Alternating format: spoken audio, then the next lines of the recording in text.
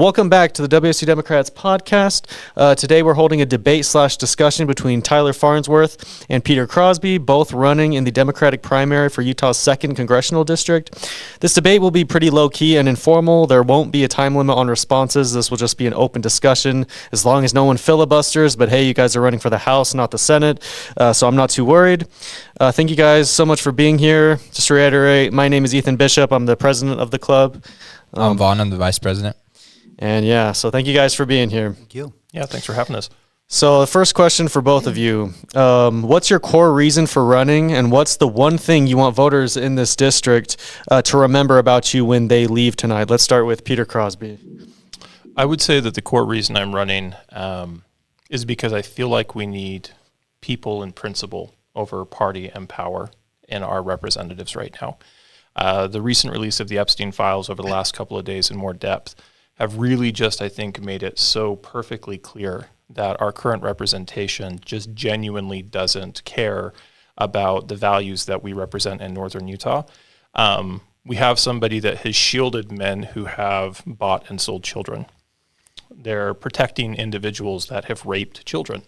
They're protecting people that have made children disappear. And those people include, allegedly, the President of the United States of America.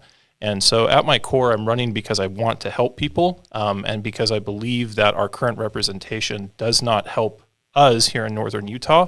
And Blake Moore is not representative of the values that I hold and the people in my community hold.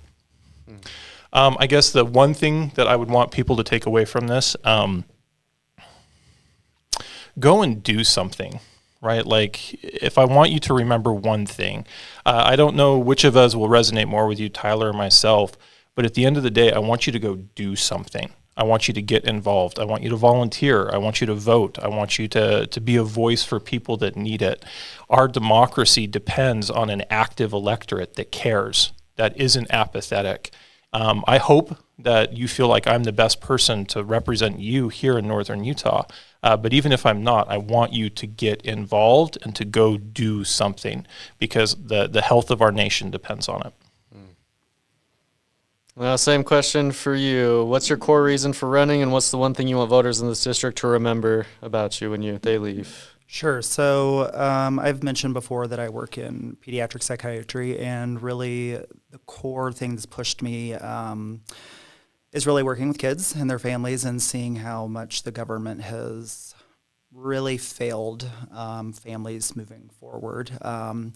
I struggled in my family growing up. My mom struggled raising us, but we pushed through. We got through, and we were able to make some pretty good lives for ourselves. But I see that things have changed drastically in our country, and I don't see that kids being able to have that options like I did, even with parents that maybe can push them.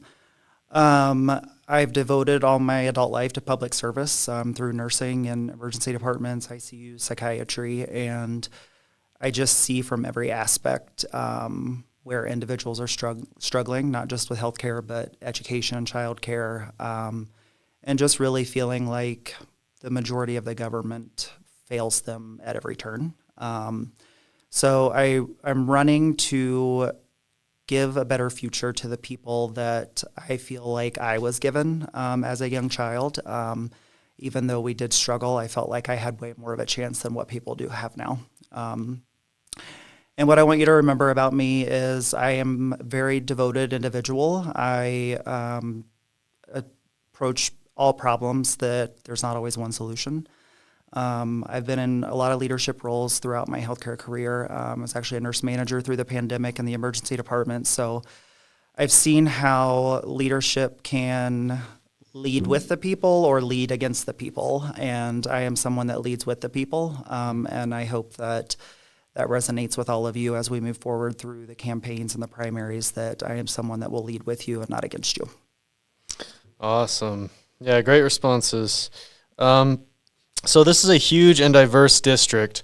How will you make sure your office serves people who didn't vote for you, and what will accessible representation look like in practice? Let's start with Peter again. Okay. I feel like Tyler should take the first one next time. But I'll take this one. So, yeah, no, it's a good point. It is a pretty diverse district, and I think there's some things that we should call out right at the forefront. Northern Utah, even with the new maps, is R+15. right? So winning this election requires understanding the people that live here and reflecting the values that they hold and letting them see themselves in the representative that they elect, someone that hopefully is a reflection of their concerns, someone they can trust to make sure that they're making decisions that are going to help them. That same kind of attitude should absolutely be present throughout the rest of that individual, which is hopefully, myself or Tyler, our tenure as your representative. One of the things I think that is most important is direct and regular contact with the people that have either voted or not voted for us, but that live in our district. That means in-person town halls, right? It means showing up in the communities where the people are in order to hear what their concerns are. It doesn't just mean meetings with a business leader or with corporations. It means showing up where everyday folks are and saying, listen, I'm here. My responsibility is to help you. So you tell me what you need help with so that I can go do that work. When I'm not back in DC, my job is to be here in the district regularly doing that sort of work. And I do think this is one of the challenges that I have with Blake Moore, is I feel like he is very distant from even the people that voted for him, right? He doesn't hold in-person town halls anymore. If you've attended any of his virtual events, everything is pre-screened. It's very sanitized. And where he does spend his physical time, where he is back in the district, is absolutely with a very select group of people. He's not genuinely interested in the concerns of the district, broadly speaking. And I think good representation requires us to be where the people are at. Awesome. Yeah, same question for you. How do you make sure your office serves people who didn't vote for you, and what will accessible representation look like? Yeah, I think to serve people that didn't vote for me is I've been very transparent from the launch of my campaign that I'm proud to run as a Democrat candidate. I hold the majority of Democrat values, but I am running as an individual that wants to end the performative partisan politics within our government, and really focus on people over the politics and policies that represent the people of Utah. And that means crossing party lines when party lines need to be crossed. And so really getting out there and letting individuals know whether you want to vote for me or you did not vote for me, I still am hired to represent you. So that's what my plan will be. And for showing up for the district, again, it's what Peter said, being here in person. We even, not just the town halls, but we saw the longest government shutdown in history, and in that over 40 some days, the representation still was not here, being paid to, I don't know what they were doing, but they were not working, and none of them stepped foot out into the public to speak with anyone. And again, being there in person, not just for the individuals in the majority of the groups that voted for you, but the individuals that probably did not vote for you as well. Okay, and sorry for trying to start with Peter again. I realize now I probably shouldn't have. It's okay. It's a bias. I get it, right? First debate we're moderating, okay? We'll learn. Okay. All right, so now next question. What's one policy area where you think you might genuinely differ from your party or from your opponent tonight and your party? So what do you think maybe might be something you guys might disagree on? And why might that difference matter for voters? What makes you unique in this case, that you think? Yeah, I don't know a lot of Peter's policies. I assume we align on a lot of things. What's a hot take? A hot take, I will say right now, again, I've been pretty upfront. I'm a transparent person. ICE is a hot take right now. So there's been a lot of movement to completely abolish ICE within our federal government. And while I would support abolishing the tactics that they use and the raiding cities that they have been doing and impeaching their leadership, I would not support fully abolishing ICE as a department of the federal government. If we remember back, the Obama administration was one of the most effective administrations at using immigration and custom enforcement, with Tom Homan actually leading deportation efforts. And the way they did that was collaboration with county jails, local prisons. The one thing they did do that was wrong was they held people after they were booked into those places 48 hours after they should have been released. And the plan moving forward was that those jails and prisons would notify ICE 48 hours before the individual would be released. But then Donald Trump won his first term, and he won that with the remarks of he would crack down on immigration even more. So people became scared of what that would mean. So that mentality kind of went aside. And while I do not agree with what Immigration and Custom Enforcement is doing right now, I do think that there are ways that we could effectively deport illegal immigrants that are offenders of crime in a humane and decent way, because at the end of the day, no matter what they've done, they are human beings, and as of right now, they are not being treated as such. Awesome. What's your response? Well, I mean, my response is I agree that we shouldn't abolish ICE as an agency in the federal government because it doesn't actually solve the problem. I mean, if you abolish ICE, they just shift the same tactics and responsibilities to a different part of DHS, and we haven't actually fixed any of the abuses that we see right now. And so I think, along with Tyler, like, I'm in agreement that the most effective strategy there is not the abolition of ICE as an agency, it's the complete reform and accountability of the responsibility that we see within that organization. That calls for things like the impeachment of Kristi Noem, which I would support. That doesn't mean that impeachment will be successful, but I think that she should be held accountable for her decisions or her poor decision-making skills. When people like Alex Preddy are shot and killed in the street, and it's very clear-cut that this was an innocent person that was murdered, that's accountability that goes from top to bottom in the organization, and that's reform that's needed. So I feel like Tyler and I are probably pretty closely aligned on that. Again, I don't know Tyler's specific policy issues on a variety of things either. I feel like we probably are fairly closely aligned policy-wise. If I had to say a hot take, I would say a hot take might be the fact that I feel like it's time to have a conversation about term limits. I feel like Blake Moore is probably the poster child for what happens when we let somebody in Congress without a clear end date. For those of you who aren't from the area or who might not be familiar, Representative Moore was actually elected as a moderate Republican and ran on a platform of bipartisanship and bipartisan legislative priorities. And that's what he did his first term. So for his first 2 years, that's what he was really proud of. He got put in Republican leadership this last cycle, so back after this last election, and his voting record is a reflection of Donald Trump and Mike Johnson. Like, that's really the best way to anticipate how he's going to vote.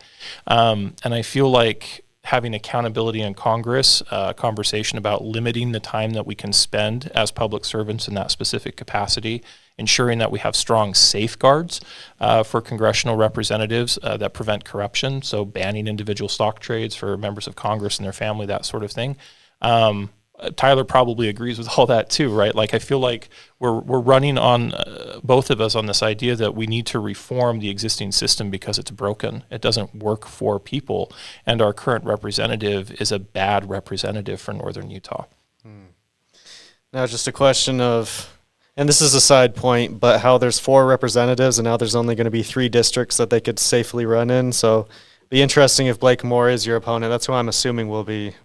He will be. He has already filed to go ahead and gather signatures in CD2. This is where his infrastructure is. And you'll notice that he didn't sign on to the federal lawsuit, right? Celeste Malloy did and Burgess Owens did, but not Blake Moore. Blake Moore anticipates running in District 2. Now, Celeste and Burgess are going to duke it out. That'll be interesting. Okay. So now, on ICE as well. So when you think about U.S. immigration and customs enforcement and immigration enforcement, what values should guide federal policy? What's your definition of a humane and effective approach? It starts with the rule of law, and that has to be the basis and foundation for any other policy that comes out of there. Whether you're in the country legally or illegally, you still have access to the U.S. judicial system, and the rule of law still applies to you. Due process is still something that we care about. That should be the foundation for all sorts of enforcement, regardless of immigration, whether, like any aspect, the rule of law is the basis of the foundation there.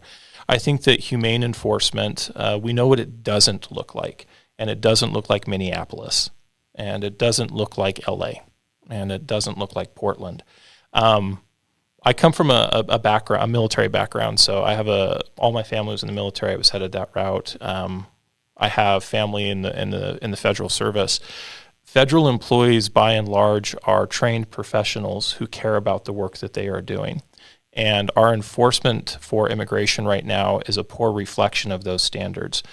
These are guys that are being given a gun and maybe 47 days of training and then turned loose without any effective oversight. So humane enforcement requires accountability from top to bottom. It requires effective training.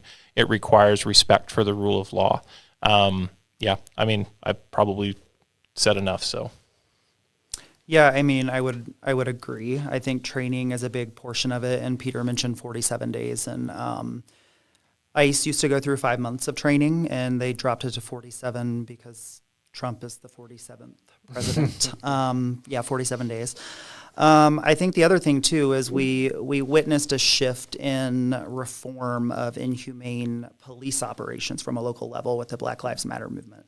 And Mayor Frey in Minneapolis was one of the individuals that led reforming police departments. And a big thing was body cameras at all times. And if police officers, their body camera is mysteriously off or broken, that's investigated. And a lot of cities went forward with that.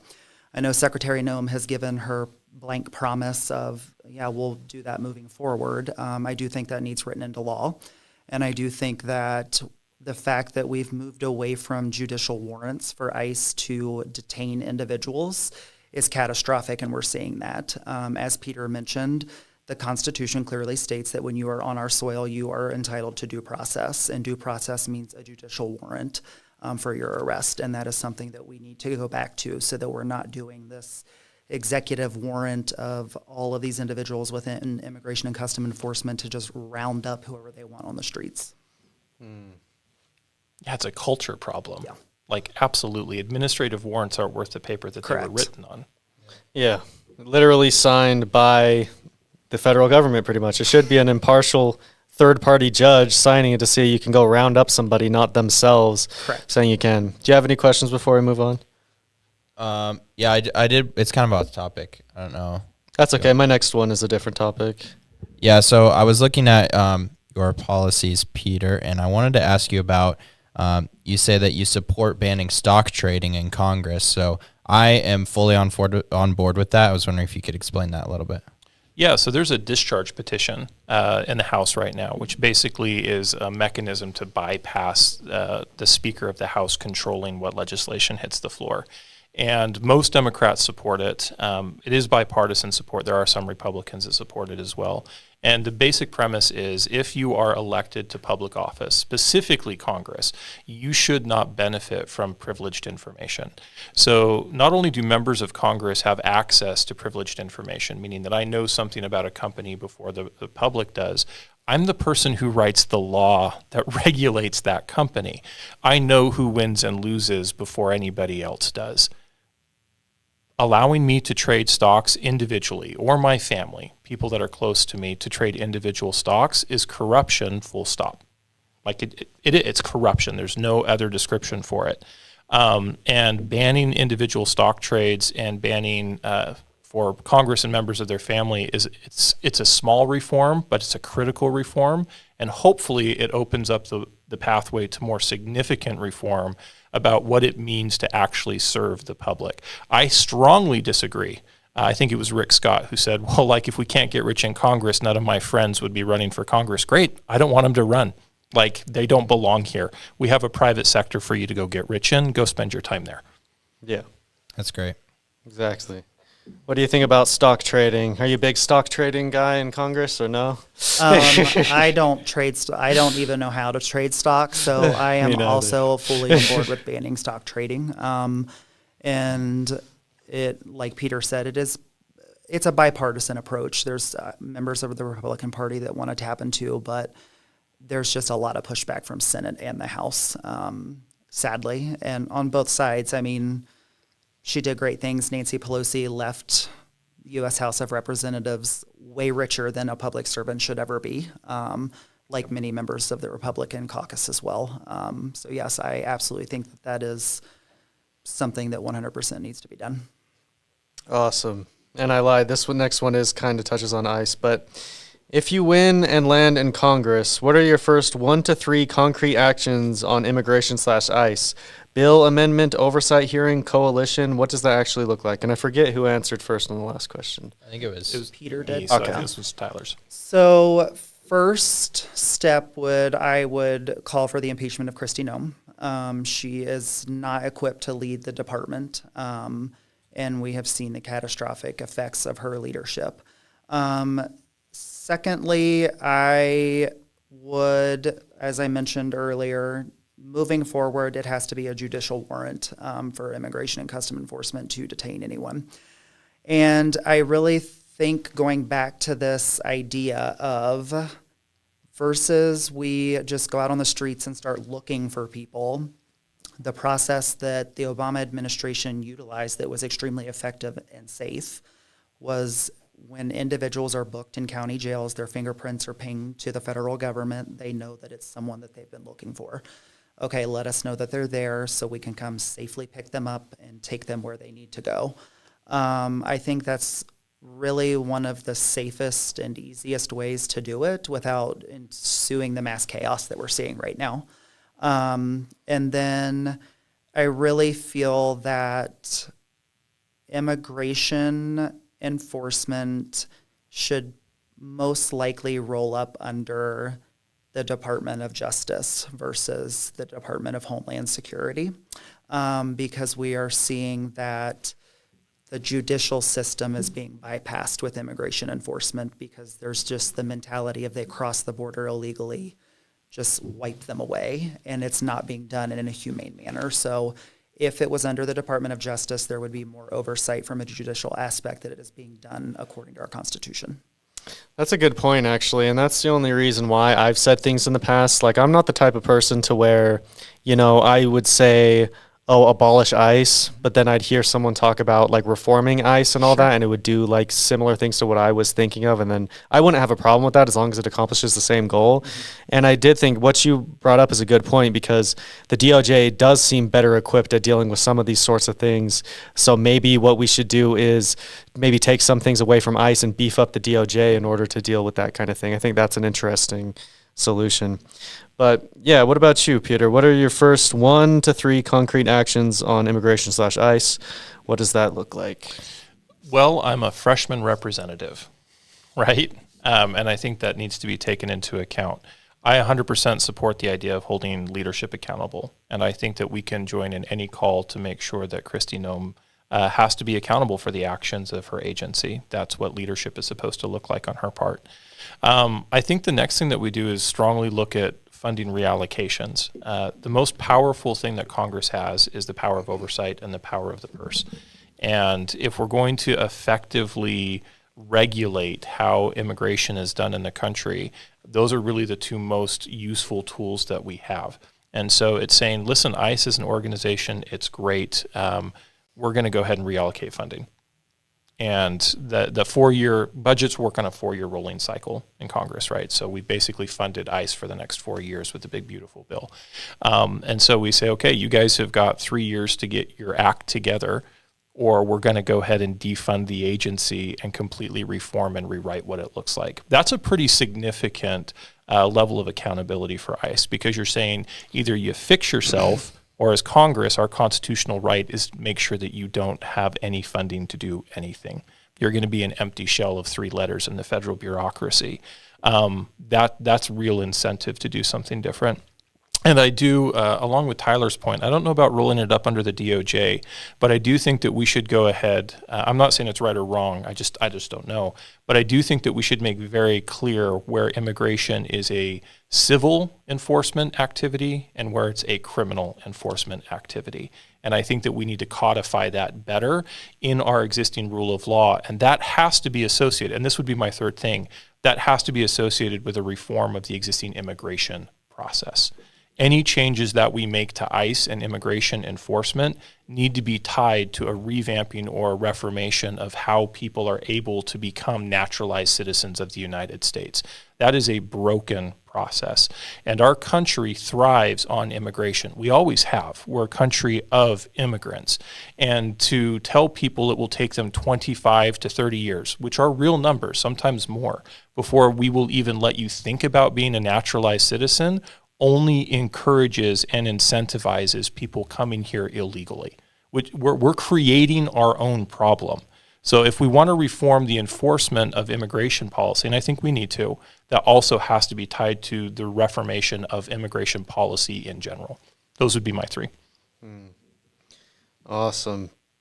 All right. Well, now switching gears to the environment.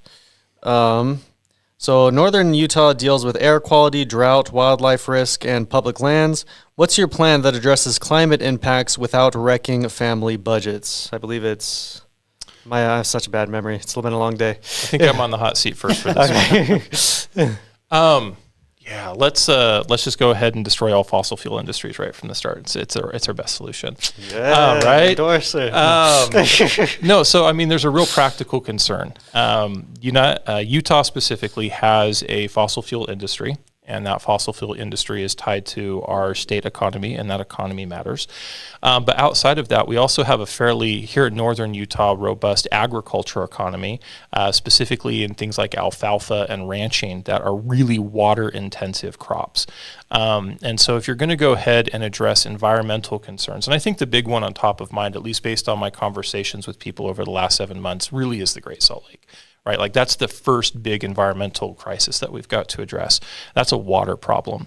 And so the federal government and the state government have to work closely in order to effectively manage what that water crisis looks like. But that also includes other water agreements like the Colorado River water agreement that involves Utah, Colorado, Nevada, Arizona, California, I think maybe Idaho. I'll have to double check that one. The federal government's role in that is to ensure that state governments have the resources they need to transition economies out of environmentally damaging ones or water-intensive ones, so like alfalfa here in Utah, to more environmentally sustainable products and services that still fill an economic need for the state and allow people to have employment. Joe Biden, controversial president, but I do think part of his focus on this Green New Deal and infrastructure building, that's a healthy thing for the federal government to be involved in, right? We're telling states, hey, listen, we've got money. That's what the federal government is for, is to help with these collective action problems. So let's go ahead and give you money to invest in the direction that we want our country to go, like green energy production. The United States is currently behind China in several serious and significant markers when it comes to green energy economy production, and we are losing that place in the global economy. The United States had invested in green energy. Utah specifically had a thriving residential solar installation and solar build-out community.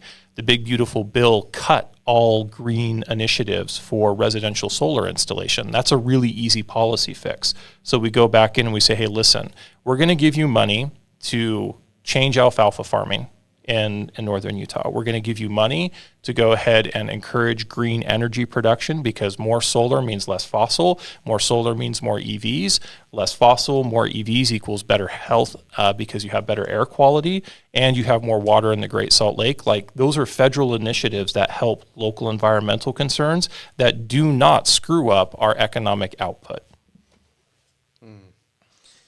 Awesome. Now, same question for you, Tyler. And if you wouldn't mind, maybe try to speak a little bit closer to the microphone. Sorry. You're okay.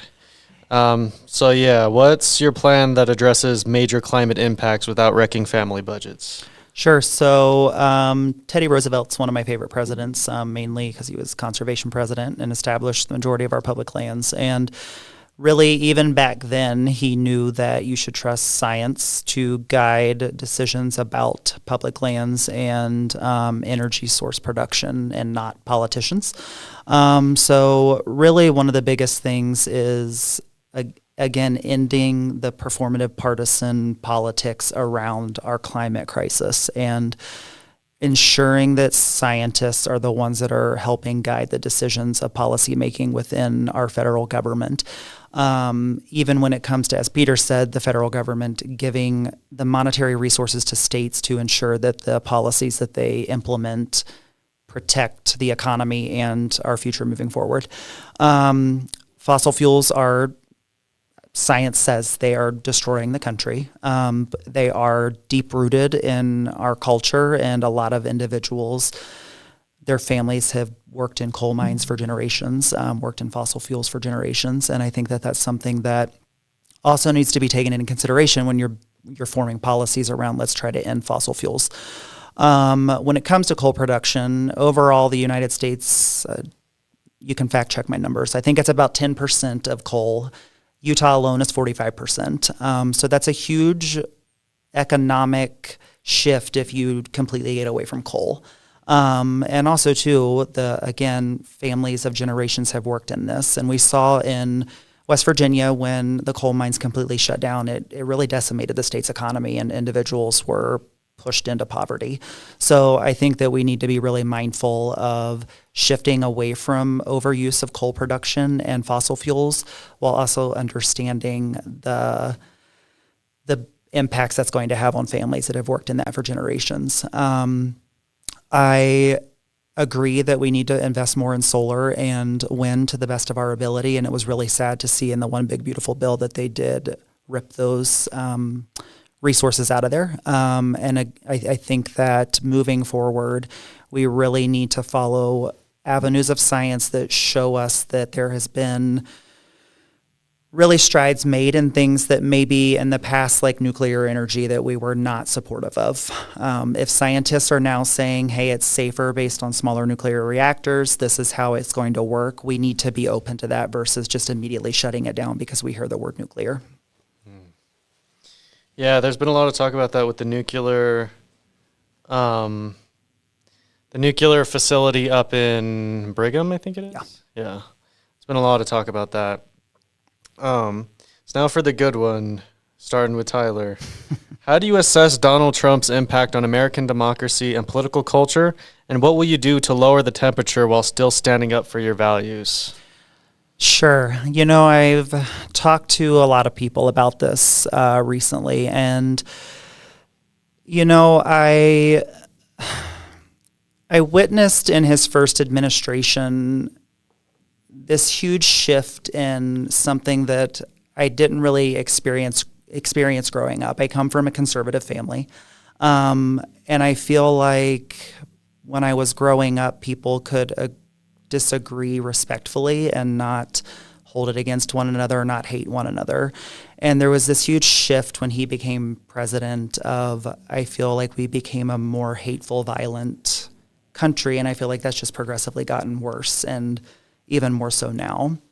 And sadly, I see it with kids in my personal life and that I take care of. I mean, kids are more aggressive because that's just how our community is now, and it's almost set the stage for it's okay to behave that way. And the way he speaks to people is one of the biggest things that is really driving this negativity and hatred towards one another. So in addressing that, I would stand up for my values, and at the end of the day, we're all human beings, and I can disagree with anyone, but you do it with respect and dignity towards one another. Because whether you are a far-right conservative or a far leftist, we are human beings, and at the end of the day, the majority of the time, we want the same things. We have to let go of these deep-rooted, far-sighted ideological phrases that we want to use to try to get our point across. And I feel like that's where he has led the government, but the country astray, and there is no more civility in disagreeing with one another. Now, what do you think? You a big Trump fan, or? No. So I was a Republican delegate back in 2016. specifically for the purpose of making sure that Utah did not nominate Donald Trump in the Republican primary. So I was a state delegate, and I went and I cast my vote, and my guy didn't get elected either. Who was it for? I went for Kasich at the point. I felt he was the most level-headed of the individuals in the Republican race.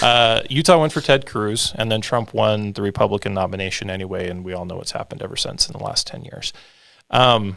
Trump is both a symptom and cause, I believe, of the disease that we are seeing in American civic life. So Trump by himself would not be able to be as damaging and destructive as he is. He is propped up by a national Republican Party that has found him useful to advance their own corporatist and anti-people policymaking. He has been propped up by a corporate media empire that finds him useful because he generates revenue, clicks, and outrage, so they make more money off of advertisement and engagement. He's been propped up by large tech companies, specifically in the social media space, because again, they find him useful as a tool in order to put their profits over the welfare of people. And so if we're gonna understand Donald Trump within that context, that he is both a symptom and a cause of the disease, then we need to look at reformation across the areas where we have seen him get power. That's pretty broad sweeping, right? So we need reform in things like election finance, because Donald Trump doesn't get elected and reelected unless you can pour billions of dollars into an election campaign. So we should definitely reform that. Claire's over here dropping phones left and right. Dropping everything. Right. We need to have more accountability in corporate media. So I don't think Fox News should be able to call itself Fox News. I think that if you are going to reach an audience of millions of people, that you need to be held accountable for accurate reporting. And you shouldn't be able to call yourself, and this goes across both the left and the right, right? If you're an op-ed outlet, fine, be an op-ed outlet. At least Joe Rogan doesn't claim that he is a valid news source most of the time, although he hasn't been particularly helpful in a lot of ways either.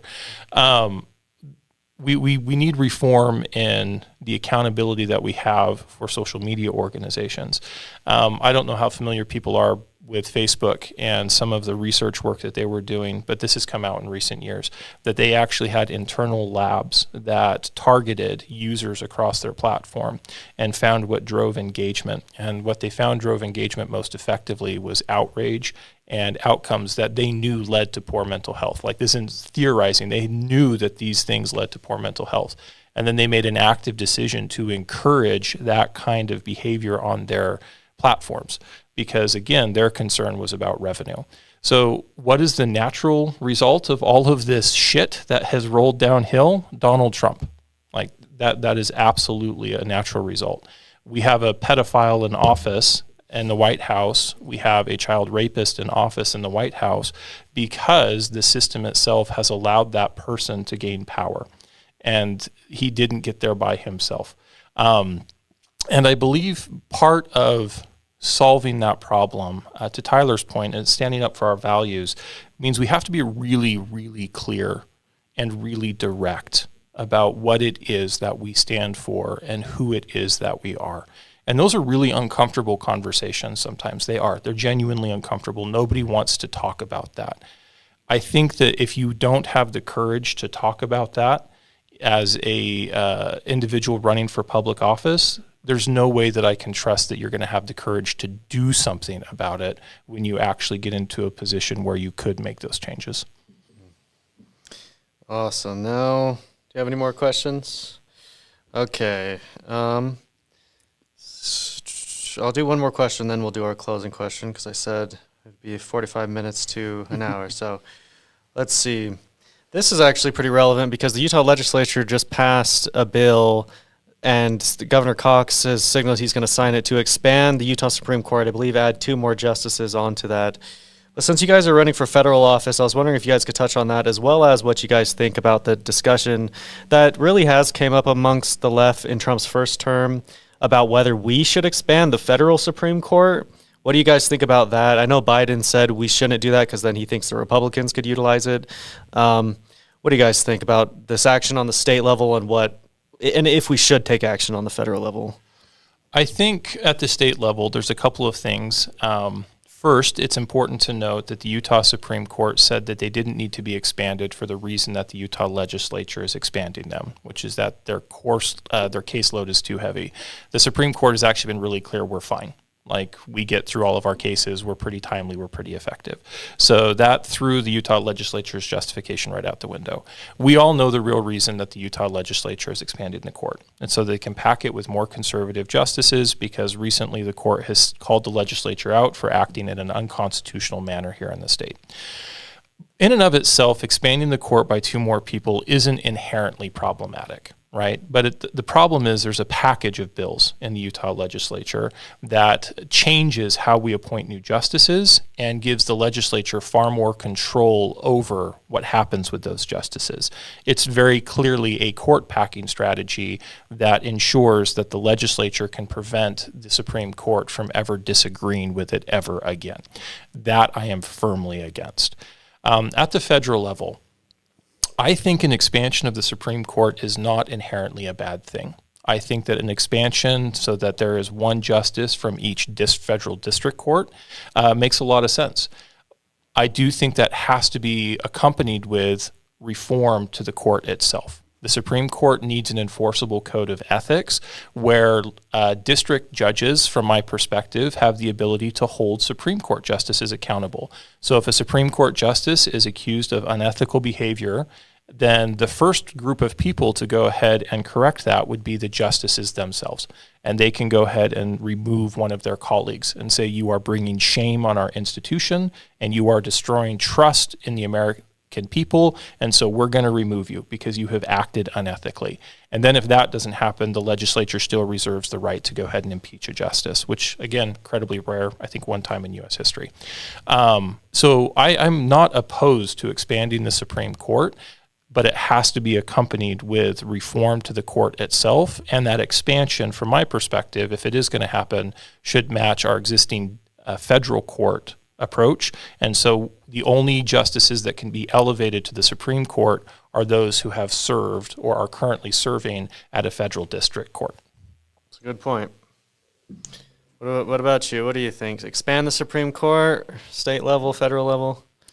I'll start with state level. I have to agree with Peter. Inherently adding 2 more justices is theoretically not a catastrophic thing. I think the thing that does bring concern is this. It came at the time of Proposition 4, the new maps, and the Utah Supreme Court was like unconstitutional, flipped it to the district court, and the legislature didn't like that. So it is, I understand why people are like, okay, are you picking 2 justices, Governor Cox, that are going to do your bidding on the Supreme Court? Hopefully not. Hopefully these individuals abide by morality and their ethics as a new justice. From the federal Supreme Court, also, I agree with Peter. I don't know that it would necessarily be a horrifically negative thing. The number of Supreme Court justices used to align with the number of circuit courts, and we have more circuit courts now than we do Supreme Court justices, which does lead up to each Supreme Court justice has a couple of circuits that fall up under them for emergency appeals, which can be overwhelming, especially in this administration, because there's a new emergency appeal all the time. So I think that if we aligned the amount of Supreme Court justices with the number of circuit courts, and as Peter said, implemented a code of ethics that was strictly followed, I think that that would be appropriate. Really, the biggest examples of corruption within the Supreme Court are individuals like Clarence Thomas ruling in cases of people who he directly has personal ties with and financial ties with. And as it currently stands, there's nothing saying he must recuse himself. And if a code of ethics can't be agreed upon amongst the Supreme Court justices, then I think that it is time that we determine, do we put through federal legislation through Congress that the president signs into law that these are the rules you must abide by? And if there are cases where it is known you have financial or personal ties to someone, you must recuse yourself. Yes. No more just a code of ethics, which is non-enforceable. Yeah. All right. Do you have any questions before we wrap up? Okay. All right. Sorry. So last question. Why do you think you're the best candidate to win this seat in November and govern effectively once you're there? Talk coalition building, credibility with independents, and how you'll deliver results. So, yeah. Sure. I have led dynamic teams, as I said, most of my adult life. I've worked in hospitals. I've been a nurse manager, and I've had to lead individuals within healthcare systems that I don't always agree with, and I had to follow leaders that I don't always agree with. And one thing that I will always be proud of is I can effectively and appropriately disagree with anyone. And I don't have any problem standing up for what is right, even if the individuals, members of Congress, Democrat, Republican, presidents don't like it. I always stand up for what is right. And I've done that throughout my entire career. There are times where leadership does not like the voice that I have, but I am fine with that. So I can assure the people that even when it is uncomfortable, I will always lead by doing what is right. And I think that that's really important in our particular political climate, because sometimes doing what is right will be disagreeing with the Democratic Party. And my votes on legislation will not be solely based on what party introduced that legislation.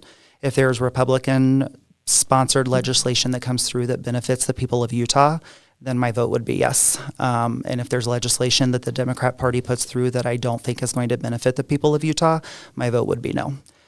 So I lead with integrity, and I will do what is right by the people. Awesome. Same question. Yeah. So I've been around the block once or twice, which I think helps. And I think as we talk about who people elect, it really comes down to an issue of trust. Do I trust this person to represent me, and do I see them reflected in my own value set? I come from a military family. Like I said, that's part of my heritage. So I was headed that direction before I blew my knee out in PT one morning and ended my very illustrious military career. I am married. I've got 3 daughters. I am a 6'4" white bearded guy. And I don't usually lean into that privilege, but in this particular case, it helps. It genuinely does. Because if independents are going to vote for somebody, they need to vote for somebody that they believe they can trust. And trust starts with seeing a reflection of yourself and your values in the individual that wants to represent you. I've got a long history in both the private and public sector. So once upon a time, I was an EMT because I was going to go to med school, and then transitioned into a career in the corporate world. So I was an operations manager. I had a staff of 13, and I oversaw a project of about 220 people. We had annual revenues, 15 million about is the budget I was responsible for. After that, I moved into corporate analytics, and then I worked at Utah State University in a public servant capacity. I'm still an adjunct there, but I worked in institutional research. And currently, I work back in the private sector now as a project manager and a consultant in higher education, drawing on my deep experience in higher education and my teaching roots. I've got 2 degrees in political science, a bachelor and a master's degree. And I've got a lifetime of public service as who I am and who my family is and what we want to be going forward. I would say that if Tyler wins the primary or if I win the primary, both of us are going to be better candidates than Blake Moore is not a good representative. I do believe that I'm a better fit because I do know the area better, I think, than anybody else that's running in this race. I've lived here for over 30 years now. I've raised my daughters here. I know who the people of northern Utah are. I know what they're concerned about. I've spent over 7 months listening and trying to understand how to help better serve them. And I know that I am best positioned to be the public servant that they need that will represent their values in Congress. Again, it's people and principle over party and power. The Democratic Party is the party that I am running under proudly. I'm proudly running as a Democrat. But as Tyler indicated, at the end of the day, my responsibilities are to the Constitution of the United States and the people of my district. And that's my legislative priority. If there's something that helps you and it doesn't violate the Constitution, that's what I'm concerned about, not the party that it came from. Awesome. Great responses. We're going to endorse both of you now. You're going to run on the same, somehow running makes run on the same go. ticket. Yeah, there you go. All right, guys. Well, thank you guys so much for being here. Yo. Hope everyone watching has a nice day or night, everybody. Thanks for tuning in. Thank you. See you guys later.